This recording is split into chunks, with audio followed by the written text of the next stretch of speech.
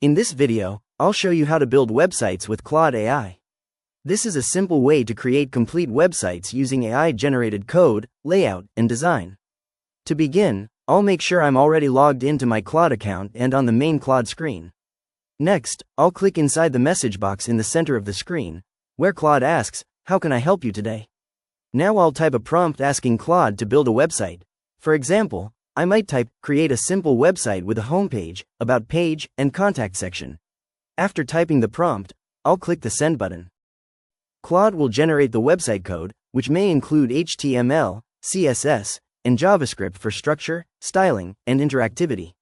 If I want a more advanced website, I can include more details in my prompt, such as responsive design, animations, or additional pages. For example, I might type, "Create a responsive website with multiple pages, animations, and a contact form." Claude can also help improve the design, organize the layout, or add new features as needed. Once the website code is ready, I can copy or download the content and save the files on my computer. After that, I can open the website in my browser to preview and test how it looks. And that's it. I've successfully used Claude AI to build a website. If you found this tutorial helpful, please consider liking the video and subscribing for more quick AI tutorials and guides.